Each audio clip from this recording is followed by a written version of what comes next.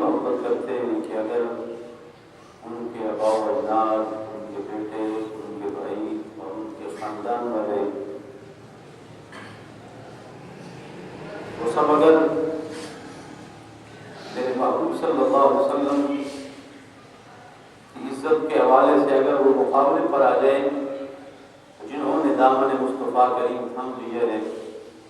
وہ دنیا کی کسی قرابت کی پرواہ نہیں کریں گے اور کسی رشتہ داری کی پرواہ نہیں کریں گے، وہ ساری کائنات چھوڑ سکتے ہیں، اگر نہیں چھوڑ سکتے تو وہ دامن مصطفیٰ نہیں چھوڑ سکتے۔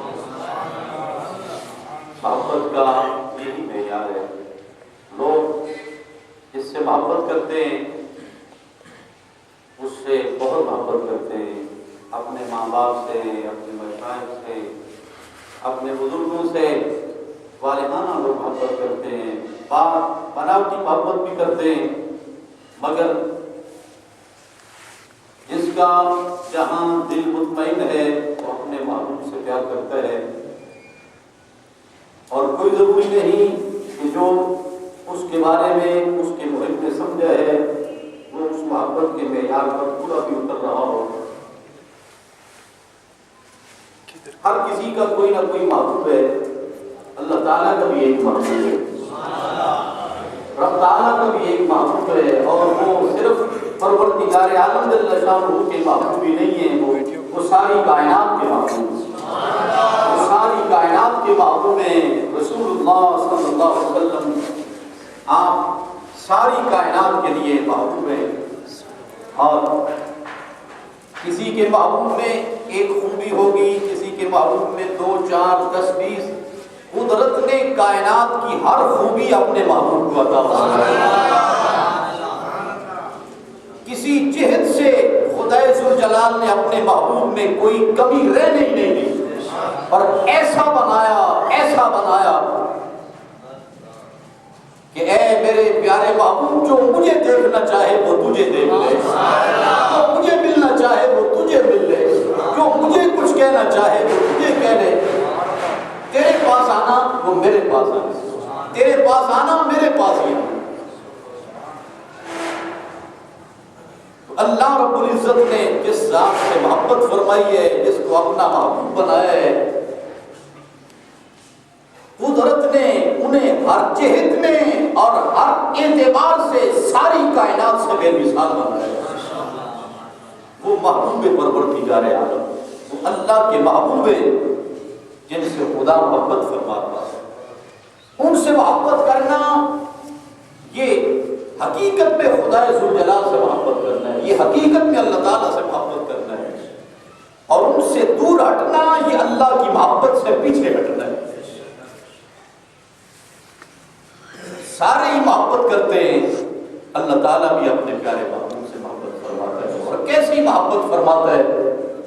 وہ ہر وقت اپنے محبوب کا ذکر کر رہا ہے، ہر وقت ذکر کر رہا ہے، وہ بے نیاز بھی ذکر کر رہا ہے، اس کے فرشتے بھی ذکر کر رہے ہیں۔ اللہ تعالیٰ کی نماز، اس کے لیے ہم سجدہ کرتے ہیں، نماز پڑھتے ہیں، تلاوت کرتے ہیں، ذکر و اذکار کرتے ہیں، ہم تھک بھی جاتے ہیں، ہمیں نیند بھی آ جاتی ہے، اور ہم پر سستی بھی طاری ہو جاتی ہے، مگر نبی پاک صلی اللہ علیہ وسلم کی تعریف کا سلسلہ قدرت نے اس شان سے شروع فرمایا، نہ اللہ تعالیٰ کو نیند آتی ہے، نہ اس کے فرشتوں کو نیند آتی ہے۔ حق تعالیٰ کو نہ نیند آتی ہے نہ اونگ آتی ہے، اور فرشتوں کا بھی عالم یہ ہے، نہ وہ سو رہے ہیں نہ انہیں اونگ آ رہی ہے۔ تو رسول پاک کی ذات پر درود وہ ذات بھیج رہی ہے جس ذات کو کبھی نیند نہیں آئی، کبھی اونگ نہیں آئی، اور اس کے حکم سے فرشتے بھی جب سے ہیں اور جب تک کے لیے ہیں وہ اس کے محبوب کی تعریف کر رہے ہیں، اور کرتے رہیں گے اس کے محبوب کی تعریف۔ وہ قدسی حضور کی تعریف کریں گے جنہیں نیند نہیں آتی، جنہیں اونگ نہیں آتی۔ رب تعالیٰ کی رضا یہ ہے کوئی لمحہ میرے مصطفیٰ کی تعریف سے خالی نہ ہو، ہر آن میرے محبوب کی تعریف ہوتی رہے، اور رسول اللہ صلی اللہ علیہ وسلم کی صفت و ثنا ہو رہی ہے، ہوتی رہے گی۔ ایک عالم دین بڑی خوبصورت بات انہوں نے ارشاد فرمائی، سبحان اللہ، جو سنی علماء ہیں وہ رسول پاک علیہ السلام کی محبت، نبی پاک صلی اللہ علیہ وسلم کے ادب احترام کی باتیں ڈھونڈتے رہتے ہیں، تلاش کرتے رہتے ہیں۔ کسی کا علم اس کو حضور سے دور لے جا رہا ہے اور کسی کا علم اسے مصطفیٰ کا قرب عطا کر رہا ہے۔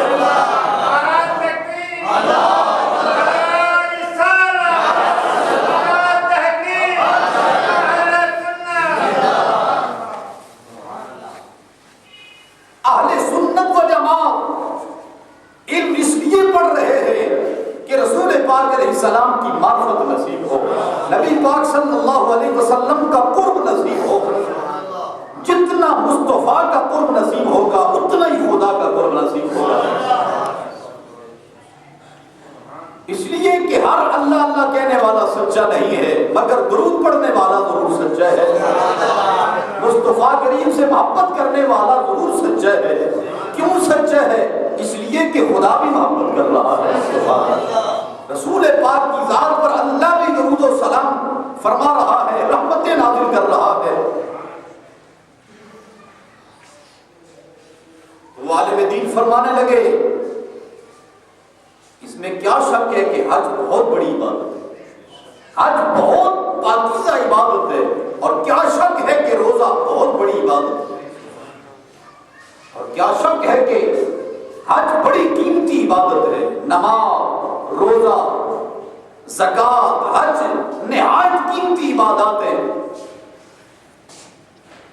مگر نہ حج کو حضور نے فرمایا میری آنکھوں کی ٹھنڈک ہے، نہ روزے کو فرمایا میری آنکھوں کی ٹھنڈک ہے، نہ زکوٰۃ کو فرمایا میری آنکھوں کی ٹھنڈک ہے، نماز کو فرمایا یہ میری آنکھوں کی ٹھنڈک ہے، نماز کو فرمایا یہ میری آنکھوں کی ٹھنڈک ہے۔ اللہ اللہ، حج بھی بڑی عظمت والی عبادت، روزہ بھی بڑی عظمت والی عبادت، زکوٰۃ بھی بڑی عظمت والی عبادت، مگر میرے اور آپ کے کریم آقا نے فرمایا میری آنکھوں کی ٹھنڈک نماز ہے۔ اللہ اللہ، حج زندگی میں ایک مرتبہ فرض، حج زندگی میں ایک مرتبہ فرض، حج کے دن بھی مخصوص، اور اللہ اللہ رمضان المبارک کے روزے بھی سال میں ایک مرتبہ فرض، زکوٰۃ بھی زندگی میں ایک مرتبہ فرض، مگر نماز اللہ تعالیٰ نے دن میں 5 مرتبہ فرض فرمائی، دن میں 5 مرتبہ اللہ نے نماز کو فرض قرار دیا۔ اور نماز ایسی عبادت ہے کوئی لمحہ ایسا نہیں جب نماز نہ پڑھی جا رہی ہے۔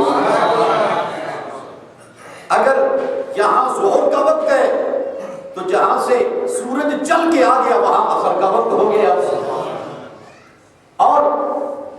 یہاں ظہر کا وقت شروع ہو گیا۔ ابھی بہت سے ایسے لوگ ہیں جو دوپہر کے وقت سے گزر رہے ہیں، سورج وہاں جائے گا، ظہر کی اذان ہوگی، جمعہ کا وقت ہوگا، جہاں سے آ چکا ہے ممکن ہے کہیں لوگ مغرب کی نماز پڑھ کے فارغ ہو چکے ہو، کہیں عشاء ہو چکی ہو، اور کہیں ابھی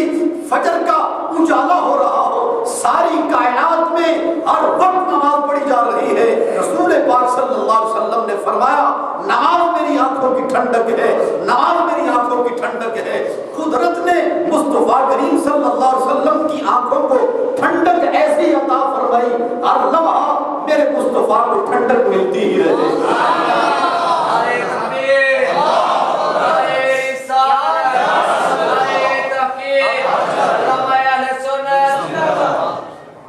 حضور سید کائنات صلی اللہ علیہ وسلم کو امت کی طرف سے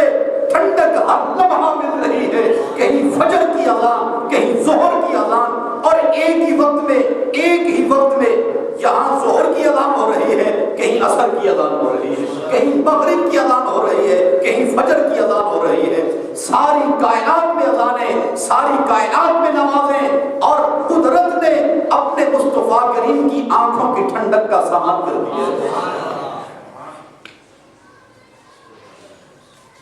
اس لیے اہل سنت و جماعت کتابوں میں گم ہو کر، قرآن پاک کی تفسیروں میں گم ہو کر مصطفیٰ کریم کے پیار کی باتیں تلاش کر رہے ہیں، حضور کے ادب کی باتیں تلاش کر رہے ہیں، اور یہ والہانہ پیار کی باتیں یہ کوئی خود ساختہ قسم کا تصور، کوئی گھڑا ہوا تصور نہیں ہے، یہ صحابہ کا دیا ہوا تصور ہے۔ حضور سے پیار کرو اور ایسا پیار کرو کہ مثال قائم ہو جائے، حضور سید کائنات رضی اللہ تعالیٰ عنہ سے پیار۔ احد میں ایک صحابی زخموں سے چور گرے ہوئے ہیں، نبی پاک صلی اللہ علیہ وسلم نے فرمایا کہ تلاش کرو، غالباً ان کا نام سعد ہے، فرمایا انہیں ڈھونڈو، میں نے انہیں سخت تکلیف میں دیکھا ہے اور جا کے انہیں میرا سلام کرو۔ ایک صحابی انہیں ڈھونڈ رہے ہیں، لاشیں پڑی ہیں، کچھ لوگ تڑپ رہے ہیں، کچھ لمحوں کے مہمان ہیں، انہیں تلاش کیا، دیکھا کہ واقعتاً چند سانسوں کے مہمان ہیں اور سارا وجود زخمی زخمی، خون بہ رہا ہے۔ اس آنے والے نے آ کے حضور کا سلام دیا تو اس بیمار محبت نے اپنے محبوب کا نام سن کر آنکھیں کھولی، کوئی ہے نہیں کیا، کوئی اوف نہیں کہا، کوئی درد کا احساس انہیں نہیں ہے، بلکہ جب حضور کا نام سنا تو چہرے پر رونق گئی، چہرے پر تبسم آیا، کہا میرے لجپال غریب نواز آقا کو میرا بھی سلام عرض کرنا۔ اور ساتھ میں اس صحابی نے آخری سانسوں میں پوری امت مسلمہ کو جو پیغام دیا کہ اگر رسول پاک صلی اللہ علیہ وسلم کا بے عدد زندہ ہو اور مسلمان پوری دنیا میں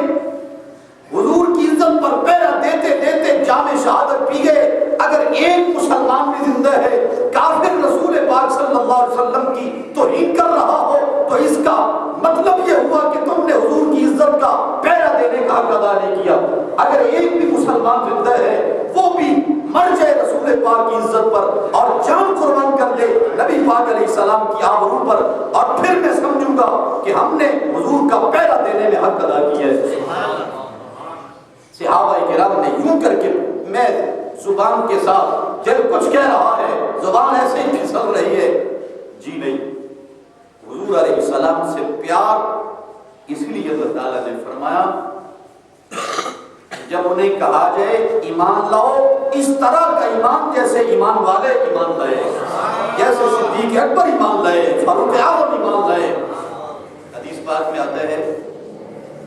ایک صحابی فرماتے ہیں جب رسول پاک سلام پھیرتے، جب حضور نماز پڑھا کے سلام پھیرتے، ہم حضور کے چہرے کو تک رہے ہوتے، حضور کے چہرے کو ہم دیکھ رہے ہوتے۔ ہم اگر مسلسل امام صاحب کی طرف تک رہے ہیں، بہت سارے لوگ یقیناً وہ بڑے حیرت سے ہمارے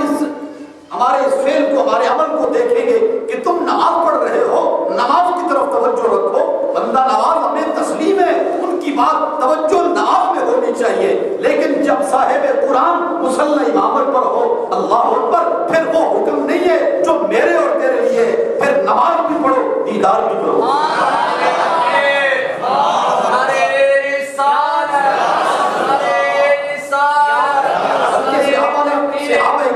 فرمایا میں ابھی تک رسول پاک علیہ السلام کے رخساروں کی چمک دیکھتا ہوں، جب بھی وہ بات بیان کی کہا ابھی تک نبی پاک کے رخساروں کی چمک میری نظر میں ہے،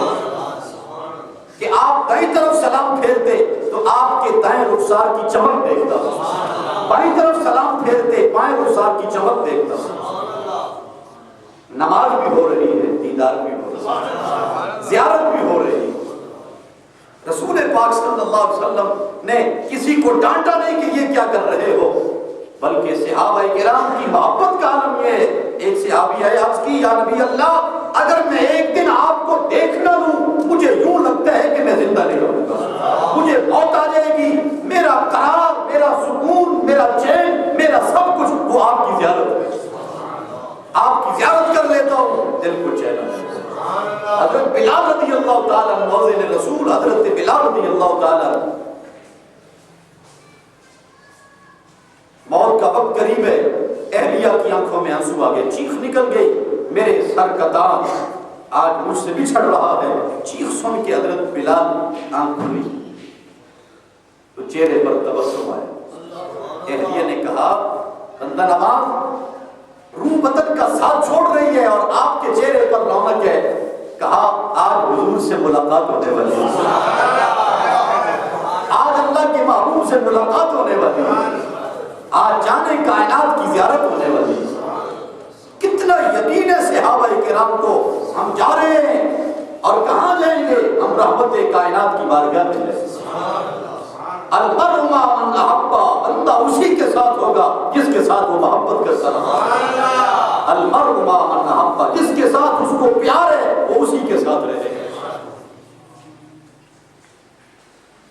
صحابہ نے ہمیں بتایا حضور صلی اللہ علیہ وسلم سے کیسا پیار ہونا چاہیے، کیسا انوکھا پیار ہونا چاہیے۔ فاروق اعظم آئے، سامان کی کٹڑیاں اٹھا کے لائے،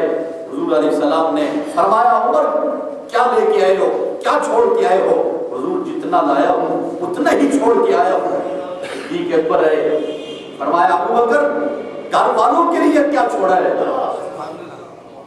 عرض کی گھر والوں کے لیے اللہ اس کے حبیب کو چھوڑا ہے، میں نے گھر والوں کے لیے خدا اور مصطفیٰ کو چھوڑا ہے۔ یہ بات عشق والوں کو اور درد والوں کو سمجھ میں آئے گی، میرے گھر میں خدا بھی ہے، میرے گھر میں مصطفیٰ بھی ہے۔